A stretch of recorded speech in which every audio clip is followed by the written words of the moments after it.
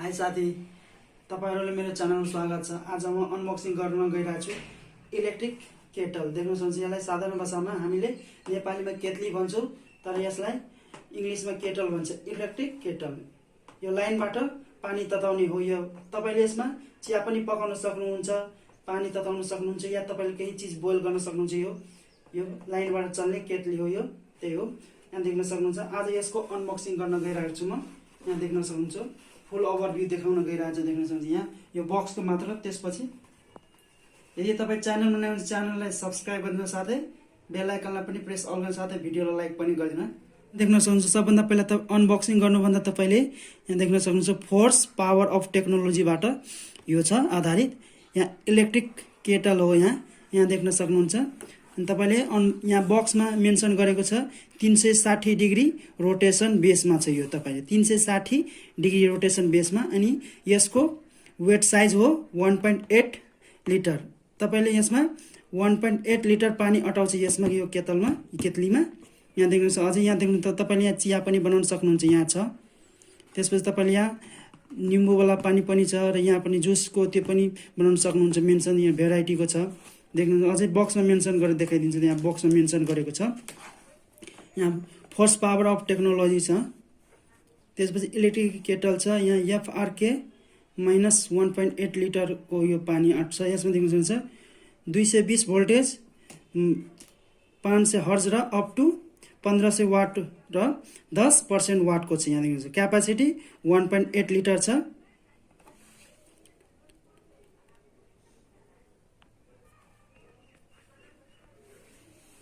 यहाँ देख्न सक्नुहुन्छ 220 भोल्टेज र 50 हर्जको र अप टु 1500 वाट र 10% वाटको छ। क्यापासिटी यहाँ देख्न सक्नुहुन्छ तपाईले 1.8 लिटर छ, र रोटेसन 360 रोटेसन छ। Stainless steel body. स्टेनलेस भनेको यहाँ तल देख्न सक्नुहुन्छ तपाईले। यहाँ स्टिल छैन, यहाँ पुरै रबरको छ, त्यही भनेको छ। त्यसपछि देख्न सक्नुहुन्छ concealed stainless steel heating element. त्यसपछि इलिमेन्ट बोइल ड्राई प्रोटेक्सन छ। इलिमेन्ट बोइल ड्राई प्रोटेक्सन छ। Automatically turns of when water boils. यहाँ बनेको छ तपाईलाई कि अटोमेटिक बन्द हुन्छ जब तपाईको पानी तातिहाल्छ, त्यसपछि अटोमेटिक बन्द हुन्छ। यहाँ देख्न सक्नुहुन्छ। त्यसपछि यहाँ on off switch, light indicator र cord storage hinge lock lid छ। देख्न सक्नुहुन्छ। यहाँ तपाईले पढ्नु होला, यो मेन्सन गरेको छ मार्केट बाय सरफ फोटो इन्टरनेसनल। अरु साइड पनि यही सेम छ। देख्न सक्नुहुन्छ सेम यही छ, यही मेन्सन गरेको छ चारो साइड। प्रोडक्ट अनबक्स गर्न गइरहेको छ। देख्न सक्नुहुन्छ तपाईले। यहाँ अब सिल र अनर्याप गर्छु। देख्न सक्नुहुन्छ यहाँ पहिला नै निकालिसकेको छु प्रोडक्टलाई, तर अनबक्सिङ गर्नको लागि यो भिडियो बनाइरहेको छु। देख्न सक्नुहुन्छ यहाँ अब यसलाई अनबक्स गर्नु गइरहेको छ प्रोडक्टलाई। यहाँ देख्न सक्नुहुन्छ यस्तो छ यसको। त्यसपछि यस्तो र्याप छ। त्यसपछि प्लास्टिकमा प्याक गरेको रहेछ। देख्न सक्नुहुन्छ तपाईले। यहाँ सबैभन्दा प्लास्टिक प्याक गर्नुभन्दा पहिला तपाईले देख्नुहुन्छ स्टेनलेस यो रहेको छ। यो राख्ने तपाईले देख्न सक्नुहुन्छ यो प्लग पनि रहेको छ यसमा। यहाँ देख्न सक्नुहुन्छ यो पछाडि यस्तो 3वटा नटवाला रहेको छ।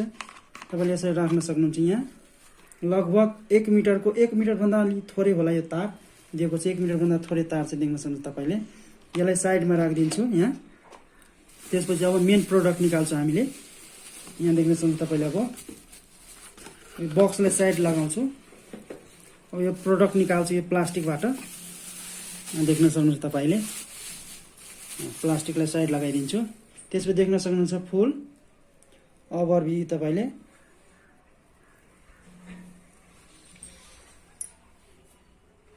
यहाँ देख्न सक्नुहुन्छ यहाँ लेखेको छ force power of technology. Force branded company हो। यहाँ देख्न सक्नुहुन्छ इन्डिकेटर रहेको छ। यहाँ देख्न सक्नुहुन्छ। यहाँ देख्न सक्नुहुन्छ इन्डिकेटर रहेको छ यहाँ तपाईले। यहाँ फोर्स कम्पनीको ब्रान्डेड रहेछ। यहाँ देख्न सक्नुहुन्छ इलेक्ट्रिक केतली हो यो। देख्न सक्नुहुन्छ। अब यसको साइड बाई लुक्स देखाइदिरहेको छु तपाईलाई।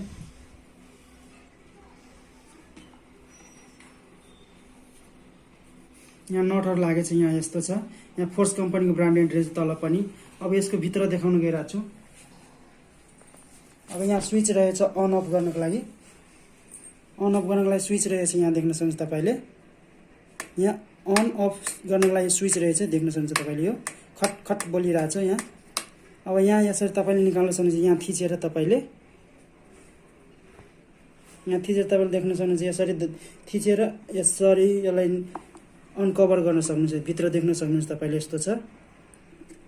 अब केही सेटअप गर्न गइरहेको छु यसमा। यहाँ देख्न सक्नुहुन्छ तपाईँले यसको छ। अब यहाँ राखिदिन्छु। त्यसपछि यसलाई माथिबाट यसरी तपाईँले राखिदिनु होला। यसरी यो भइसक्यो। अब देख्न सक्नुहुन्छ यहाँ प्लग छ यस्तो। अब देख्न सक्नुहुन्छ यहाँ यसको लाइनवाला यो हो मेन, यो स्ट्यान्ड हो। यसको स्ट्यान्डमा यहाँ साथै देख्न सक्नुहुन्छ प्लग पनि रहेको छ। अब यो प्लगमा सबभन्दा पहिला स्ट्यान्डको माथि यो केतली राख्न गइरहेको छ, केतल। यसरी यहाँ तपाईँले देख्न सक्नुहुन्छ। यसरी यो ढक्कनको माथि यसरी तपाईँ राख्नु स्ट्यान्डको माथि यसरी, अनि यो अटोमेटिक बसिहाल्छ। बस्यो त्यसपछि देख्न सक्नुहुन्छ तपाईँले। अब यहाँ अब यो इन्डिकेटर बल्ने छ, देख्न सक्नुहुन्छ। तर इन्डिकेटर बाल्नुभन्दा पहिला यसलाई अफ गरिदिन्छु। त्यसपछि यसलाई ढक्कन खोल्छु।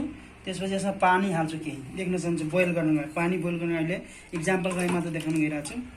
त्यसपछि देख्न सक्नुहुन्छ पानीलाई बोइल गर्नको लागि पानी हालिरहेको छु, तातो गर्नको लागि केही। त्यसपछि पानी हालिसकेपछि अब यसलाई ढक्कन लगाइदिन्छु। ढक्कन लगाएर यहाँ यसरी तपाईँले ढक्कन लगाउन सक्नुहुन्छ। यसलाई उता थिचेर लाग्छु ढक्कन। त्यसपछि लागिसक्यो। अब त्यसपछि यहाँ देख्नु प्लग छ। यो प्लगलाई यहाँ देख्न सक्नुहुन्छ इनपुट गर्न गइरहेको छु। प्लगमा लाइन दिन गइरहेको छु। पहिला सबभन्दा प्लग इनपुट गर्छु बोर्डमा। त्यसपछि बोर्डमा इनपुट भइसक्यो। त्यसपछि अब यसलाई लाइन दिन्छु। देख्न सक्नुहुन्छ बलिसक्यो। यहाँ लाइन आउँदाखेरि यहाँ बलिसक्यो। यहाँ देख्न सक्नुहुन्छ तल यहाँ बलेको छ इन्डिकेटर। अब साउन्ड दिइरहेको छ किनभने तातिरहेको छ, त्यही भएर साउन्ड दिइरहेको छ यो केतलीमा। अब पानी पनि बोइल भइरहेको छ यहाँ। अब देख्न सक्नुहुन्छ